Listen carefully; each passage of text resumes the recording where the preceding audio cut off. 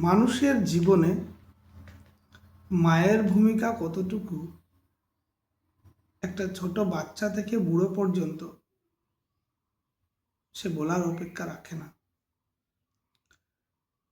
এখন মা নেই তো সেই জিনিসটা বুঝতে পারি। তো আজকে এই বাস্তব সত্যটা নিয়ে একটু বলার চেষ্টা করব। নমস্কার সবাইকে, আপনারা কেমন আছেন? আশা করি সবাই ভালো আছেন। বিহাইন্ড দ্য হুইলসের লাইফ স্টকে আপনাদের সবাইকে অভিনন্দন। আপনারা খুব ভালো থাকবেন আর চেষ্টা করবেন পার্টিসিপেট করার জন্য।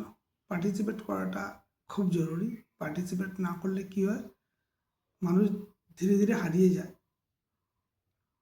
কোনো একটা জিনিসকে অ্যাভয়েড করা, মনে করবেন এটা নিজেকে অ্যাভয়েড করা। সব কিছুতে জড়িয়ে যেতে হয়, নতুবা তেল যেমন জলে মিশতে পারে না, আপনার জীবনেও আপনি অনেক কিছুতে পার্টিসিপেট করতে পারবেন না। অনেক কিছু আপনার জীবন থেকে মিস হয়ে যাবে। তো চলুন আজকের যে ছোট্ট বিষয়টা ভেবে রেখেছি, সকালবেলা উঠে উঠে মাথার মধ্যে মনে চলে আসলো, মিস হয়ে যায়। আমি যদি এখন না বলি, কাগজে কোথাও লিখে রাখি, হয়তো কাগজ হারিয়ে যাবে, রাত্রেবেলা ঠিক বলাও সন্ধ্যার পরে বলা যাবে না বা সময়ও পাওয়া যাবে না। তাই ভাবছি সকাল সকাল উঠেই বলে রাখি। তো ঘটনা হচ্ছে, মায়ের অবদানটা অপরিসীম। ছোট বাচ্চারা যখন বড় হয়ে ওঠে, ইভেন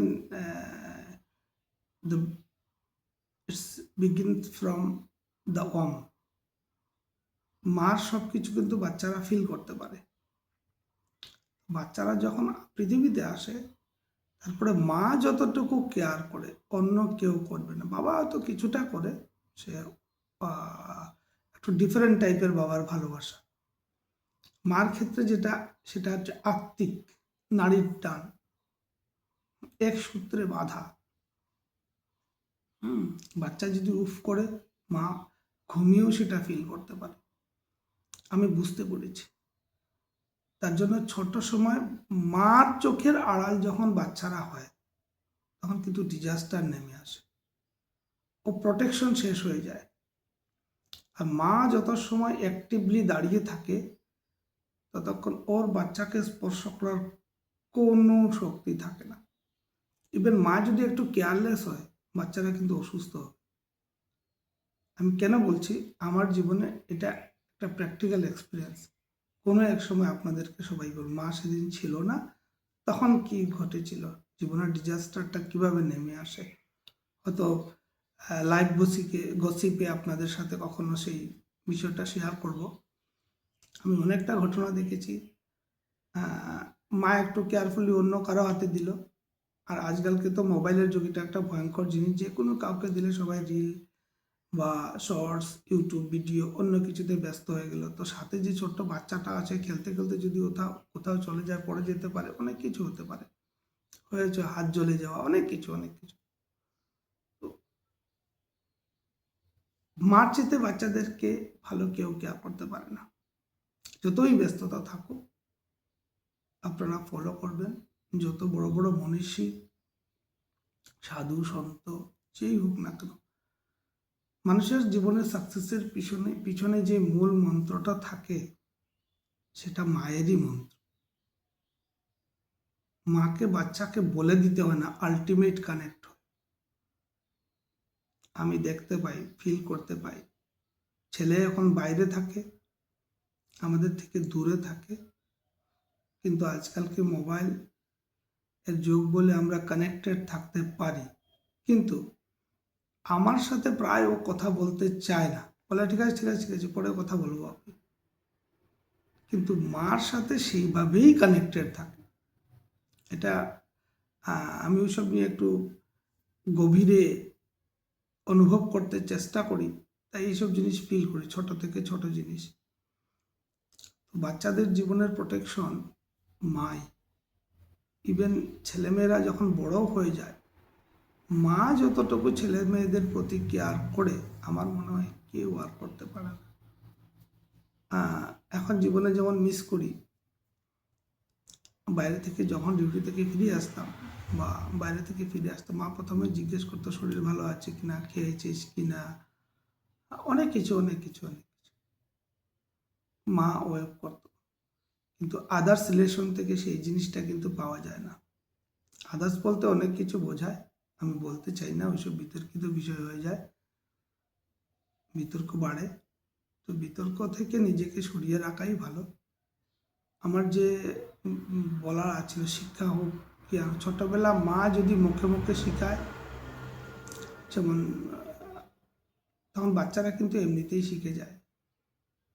আপনারা দেখবেন যত ছেলেমেয়েরা, আপনারা রিসার্চ করুন না, আজকে থেকে শুরু করুন, মারা যত সিনসিয়ার হয় বাচ্চারা তত ভালো শিখে, তত।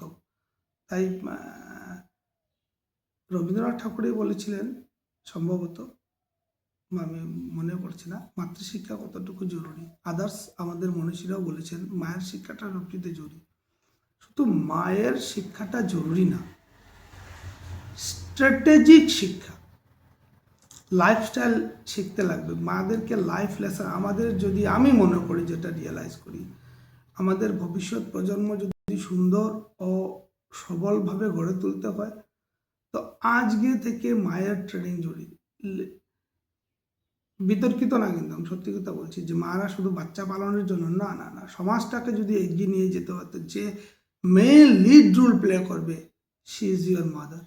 रिमेंबर वन थिंग, माँ ही सबसे बड़ी ताकत है, माँ ही शक्ति है,